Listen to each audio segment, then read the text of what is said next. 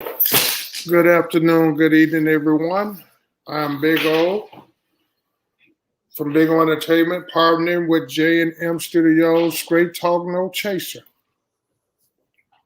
We want to thank you for coming and sharing this page, but we want you to make sure that you don't forget to subscribe to our channel. Hit the notification bell so you can get our latest content. But today we got a couple of things that we'll be talking about. Tonight is youth violence, black on black business problems, and music of today versus yesterday. These will all be big old thoughts, all personal opinions, nothing that will be illegal from a legal format tonight anyway. Nothing from a legal format, but it's all personal, my personal opinion, an opinion that I'll see what's going on in the community today. So what I will do, I got a couple of guests tonight. I'm going to open it up to them and get their opinions and answer any questions that they may have on our topic. And our topic again is youth violence, black on black business problems, and music of today versus yesterday. What's your thoughts? Well, I'm posting a couple of questions to you so you can populate them on the screen and we can talk about them. But one of them is how can we get our youth and young adults to understand that what they see on TVs and movies is not what's portrayed in real life? What can we get our youth adults to see what they see on television and it's not portrayed in real life? I put it in my own words. One of the things you got to do with that, Gio, that starts from home. You got to watch watch the things that your kids watch. There's a lot of violence out there, even within the games that we have. You know, our own games, but I got young adults. Some of the games have violence in it, and the kids today think that they can go out and what they see in these games and see on TV and in these movies, they can go out and portray that.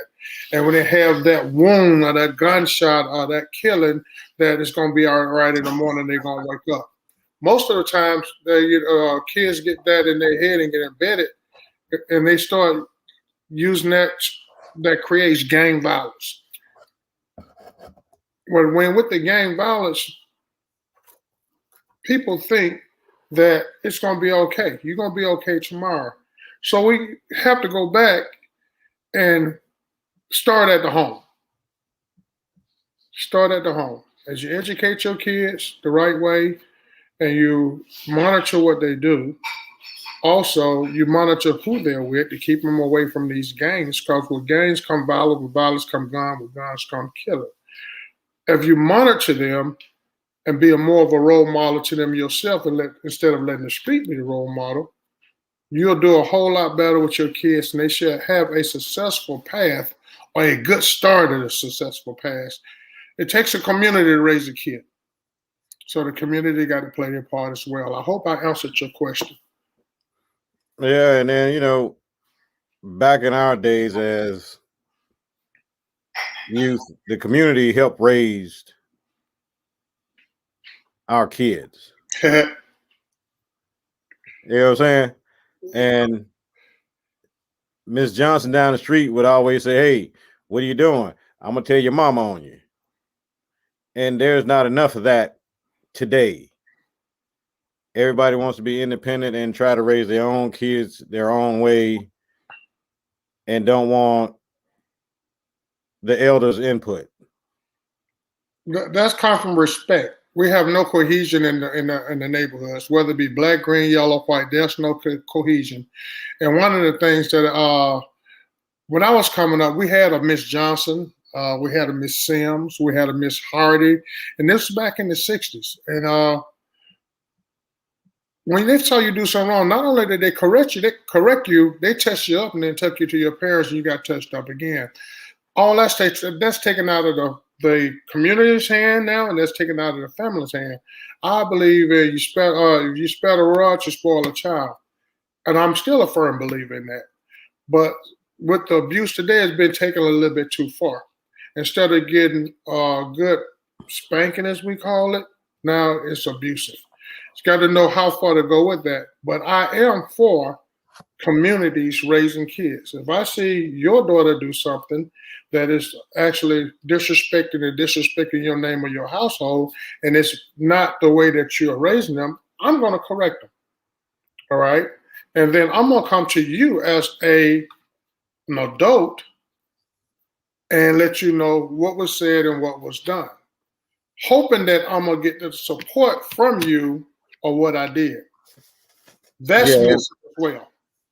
And that comes that comes with age, because now if you try to do that now, you know, that parent might feel some type of way and say, why you correcting my kid? You see what I'm saying? Again, that comes from these millenniums, and I'm gonna put it like this. Again, this is my personal thought. The millenniums babies that's coming up today wasn't raised the way we were raised back in the 60s and the 70s. These early babies with these 80s, 90s, and 2000s, they got so many other avenues that they can approach to get them out of whatever situation they're in. Now, you got to remember the parents we're talking about today that are saying, why are you touching my kid? Why are you talking to my kid? These are millennium babies. These are not babies from the past. These are millennium babies. Again, people, this is my personal thought. The way I see it and the way I see what's going on, because I am in the community. I am in the community working with kids. I see what's going on in the community, and this is what I see. All right? The millennium babies are the ones you cannot even correct. I got educators in my family, my sister being one and my son being another, and they can't even correct kids in school without the parents getting upset. Well, training starts at home. Training starts at home. Before you send your kid to that school, they should already know how to, what we call back in my day, behave. And if you go to that school and you behave like you behave at home, there's no reason you should be corrected. So I'm going to blame that on society. I'm going to blame that on the millenniums that did not grow up with that rod. They were spared. All right. And education. Being able to educate. If we can educate our youth and educate our young adults, maybe we can kind of get a handle on this. And so I believe in school, you got to put that discipline back in school. You got teachers now with hands off. Hands off meaning that's your kid. I'm going to pick up the phone at 2 o'clock on my break. I'm going to call you and tell you what all they did. I don't believe in that. That kid is wrong. You should be able to tell that kid that they're wrong and send the kid out to the office as need be. You don't have to put your hands on them. But back in our day, we got what we call paddle. They don't paddle no more. Send them to the office. And at that time, that disruption, somebody should call that parent at that point. You shouldn't wait till a break. That parent should come up and handle their kid. That's the day. And my day, you went to the principal office, you got those whackers, you went back and know how to get right. And you act right. Yeah, because nowadays, I remember when I was in school and you go to the office, they call your parents come up there and get you some act right. Today, you call a parent, some of them will come there and get the kid right, but most of them are either friends with their kids or scared of their kids. And that stems from when they came out with the child abuse laws. It stems from one more thing, my brother, if I can interrupt you. It's also stemmed from parents being kids, your child's partner and their best friend and not their parent. That's where it come from. All right. And we got a lot of young kids raising kids. So therefore, when you see that, you got your parents being your kid's best friend. I tell my kids, I got 6 of them, 3 boys, 3 girls, all grown. I ain't your friend. I'm your dad. Mm-hmm. So that's where that come from. All right. You cannot be your kid's friend. You can still love them and they can know that you love them and got love for them, but you are a parent. You are a parent. That's the reason why these kids are jumping on their parents, disrespecting their parents, because they don't respect their parents. Okay, we got to move on to another subject. Today's music versus yesterday's music. I want to ask Miss Kim what she think about that. Miss Kim, what do you think about that? Today's music, wow. I hardly ever listen to today's music because I don't know what they're saying. I don't know what they're talking about. So I listen to the old school music. These young folks talk about any and everything. And I just don't understand it. I mean, the disrespect of the women, I just don't understand that. But the old school music, we didn't have that disrespect of the black woman. And I don't get it. Y'all explain it to me.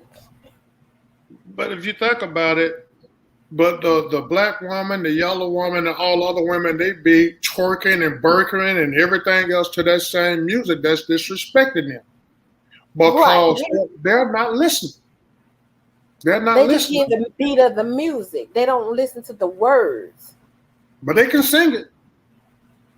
But being uneducated to what some of those words really mean, all right, actually hurts them, because the way that the music that does, what it's telling that woman is what it's going to do to them, is they exactly mean just that. Yeah. Man, all rap music is not bad rap music. It's your rap music. It's not. If your rap music brings a good, if it's bringing food for thought and it's positive and it's something that's actually real positive, so you can be a vision, you can tell your life story or what have you, that's fine. But all the cursing and the violence goes back to what we were saying with the youth crime. This is where they get it from. They get it from the music. They get it from your television. They get it from games. This is where this comes from. Right. And today's music, well, there's not a whole lot of R&B singers of today. And back in the day, there was talk of unity within the community, family, loving each other, loving family. Today, with so many broken homes or single parents out there, whether they be male or female, they're not getting the whole family picture of, okay, I gotta love my family, I gotta love my community, and say, hey, let's make a song about this. But on the other hand, you don't want them to use that as a crutch. If you live that and you know this is what happened, if I seen my mother or my father, whoever, if either one of them was single, you learn from that. Because then I've seen women raise kids numerous times. I also seen young men and men raise kids numerous times. Most of the times, those kids come out okay. All right, even with that one figure in the house, where the mother had to be the mother and the father had to be the father and the mother. All right. Right. These are the ones that are not actually the ones that's hurting or hurting the community. Mm-hmm. It's the ones that's got how what you said, but publicly speaking, they got hatred in their heart from the get-go. They want to be the gangster of yesterday. So this is what they write about. Not having that person in the household can make that kid very, very strong if the parent that they have is a positive influence in their life. And 9 times out of 10, a lot of them, I'm going to say 50-50, they come out okay. Because they have that parent that's going to push them to do the right thing. They're going to stay on. It's going to be to every track meet, going to be to every PTA meet, going to be to every ball game, going to be to everything. You have those parents that's like that. But then you got the other ones on the other 50% side, single, all right, it's getting the child support. Ain't giving and got the weave and the long fingernails and all this. And kid looked like 2 days ago. Mm-hmm. Male and female.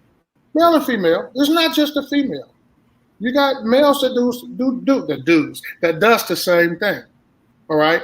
Instead of doing the positive thing from that for that kid, they're doing what's making them look better and making them be a icon within their friends' eye and their society. But the kid is the one that suffered. That kid right there that suffer is the one that writes the lyrics. Personal opinion. Some of them that writes these lyrics and write this horrible music that's coming out because they're not getting that love, that TLC that should be coming in the house. Yeah, you're correct about that. But then in the industry itself, you got A&R guys, publishers, CEOs, and all those cats that want to have the cookie cutter music, and they want the right now, what's popping right now to come out, instead of making hits that's going to stand the test of time. Like all Motown or all R&B. Those are most of, that's why I say rappers are a dime a dozen. 1 out of every million might make it because that's quick money. It doesn't take much for a rapper to make a video to his song because his song really don't have a lot of them, not all of them, songs don't have meaning. It's drama. All right? Yeah. So it's easy for a promoter as myself and you to flip a rapper because we can get them a dime a dozen.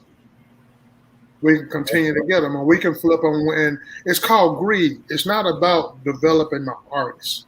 It's about how much money that promoter can put or that producer can put in their pocket. Yeah. So they are no help to, my opinion again, people, they're no help to the problem. They're helping create the problem. Yeah. So that's, again, personal opinion is all opinionated. This is not factual. This is how Big O feel about it. Yeah. What else we got out there for us today? But stay strong. Stay strong, people. Black, white, green, and yellow. Stay strong. You can have a single parent, and you can make it. Yeah. Right. You But can. you need to honor that father and that mother, and that days will be longer. You got to start honoring them and paying attention and behaving. If you can do that, black, whites, greens, yellow, whoever you may be, your path and your future determines on how you take the challenge and you take the bull by the horn and you ride the bull. Sound like a winner. The next subject is black-owned black businesses. And why we cannot keep our black dollars within our community. You know, Most of the times we're crabs in a barrel. Say that again, Kia. Because most of the times we're crabs in a barrel. We don't want to see the next one succeed. Exactly. And that's so sad that we cannot support each other, whether it's hatred or just don't want to see somebody succeed. I'm the type of person, I try to support all Black businesses that I can because I want to see us succeed. And I feel like all of us should be that way, but no, we don't want to see JoJo or nobody else do better than we are, and it's sad. Yeah, and then everybody, every business owner, I'm not gonna say everyone, majority of Black businesses think that someone's in competition with them when there's really not. The person that has a business plan the same as yours is not in competition with you. They're there to help you and support you. But if you don't want that help and that support, and it goes back to the hatred in heart. Well, you said a key word, business plan, but keep going. but it's enough dollars out there for everybody to prosper. You don't have to say, okay, I'm gonna put this person out of business, or his business is being successful. Why can't I get the same success that he's getting? Because you're in it for the wrong reason. You're in it to make a quick dollar. I'm in it to make it last forever. And it took me years to build where I'm building to. Now I can help you get to where I am, or start you on the right path to where I'm going. But I can't give you a formula to say you got to do X, Y, and Z, and then this is going to happen. A, B, and C is going to happen, because it might not happen for you the same way it happened for me. It's true. But if you think about it, just the caveat of what you were saying, Joe, there's a problem in that, and if I'm stepping on a couple of Black toes, it's okay. We shall get past that as well. Structure. We have a problem with structure, and structure means you have rules, you have laws that we must go by. You got ethics that you must go by. One thing I have learned, being in this business myself, that we flock to the crowd. And most of the times, well, I've been very fortunate that no incidents really that was controllable. That was not something that couldn't be controlled in my establishment.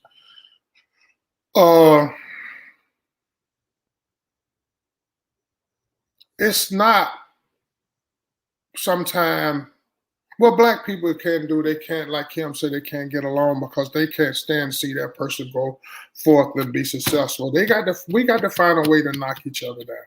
Instead of grabbing each other by the hands, I want to see what you got. And this has happened in my establishment. Recording the music, taking the pictures, looking to see what was going on, seeing the clientele, becoming friends with me on social media, taking the friends off my social media after you got your place established and sending it. That's no problem. But when you start slandering the business, that's the only thing that's been going on in the area for years, and the only safe environment that you've actually had in years, to go and lie and be conniving because you have a dislike, because there's rules. Rules are made to keep you safe. All right. Rules are made for you to come out at your grown folks establishment and have a good time. Rules are made to where you don't have that music we just got to be talking about. You can play it, but there's urban radio music that you can use to play with that. Purchased, of course. We are the only race that cannot seem to get along to where we can bond together and lift one another up. As soon as you get one up, someone there say, and this was told, and this was said, and it came to me. Well, it said, well, they're gonna take Big O Entertainment down. Okay.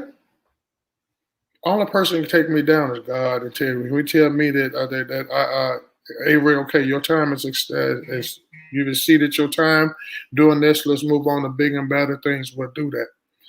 Black people just cannot do that. Think about all the other organizations, all the other businesses, all the way from restaurants to clothing stores to Quick Marts, 7-Eleven chains of the nationalities that is prospering. Yeah. We say we all about our brother. I'm your brother keeper. I'm your sister. I'm your brother, sister. I got your back. But you don't. It's called greed. Right. Greed. You don't. Money is the rule of all evils. Greed. None of those people put any of their money back in their establishments or back into their community. None of them did it. I can say something about my business. It goes back to make people comfortable. It goes back to going to the community. It goes to where a woman can come in there and be safe and feel safe and comfortable.